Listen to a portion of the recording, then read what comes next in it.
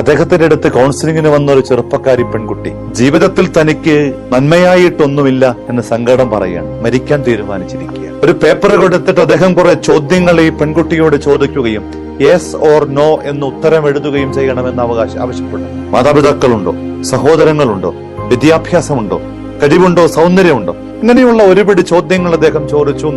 ഒടുവിൽ എല്ലാത്തിന്റെയും ഉത്തരത്തെ ഒന്ന് സോർട്ട് ഔട്ട് ചെയ്തിട്ട് അദ്ദേഹം പറയാണ് 50-ൽ 10-40 മാർക്ക് മേടിച്ച ഒരു പെൺകുട്ടിയാണ്.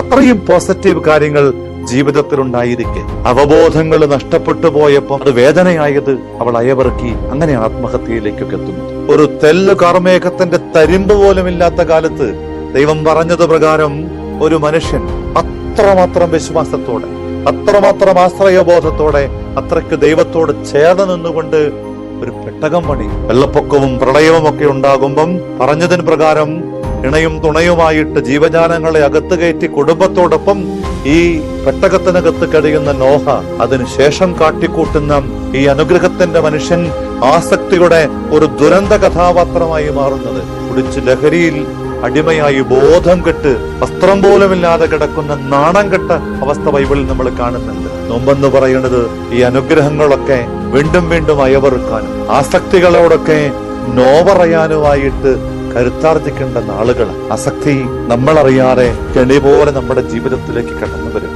അത് ഒന്നൊന്നിനോട് ചേർന്ന് പോകുന്നതാണ് എന്നൊക്കെ പലയാവർക്കും നമ്മൾ കേട്ടിട്ടുണ്ട്. അത് നാം അറിയാതെ നമ്മുടെ ജീവിതത്തെ അപകടപ്പെടുത്തുകയും ചെയ്യും. അത് പണത്തിന്റെ രൂപത്തിലും, അത് മദ്യത്തിന്റെ രൂപത്തിലും, അതൊരു പക്ഷെ മൊബൈൽ ഫോണിന്റെ രൂപത്തിലും, ചിന്തിക്കാൻ കഴിയാത്ത ചില സൗഹൃദങ്ങളുടെ പുതിയ രൂപഭാവ താളങ്ങളോടുകൂടിയും ഒക്കെ കടന്നു വരും. കണ്ടെത്തണം, തിരിച്ചറിയണം. കാലത്തിന്റെ കെണിയിൽ നിന്ന് ഈ അനുഗ്രഹത്തിന്റെ നോമ്പുകാലത്ത് ആസക്തിയിൽപ്പെടാതെ അനുഗ്രഹത്തിലാണ് എന്ന് ഉറപ്പുവരുത്തിക്കൊണ്ട് നമുക്ക് ഈ യാത്ര അഭിഷേകാത്മകമാക്കാം.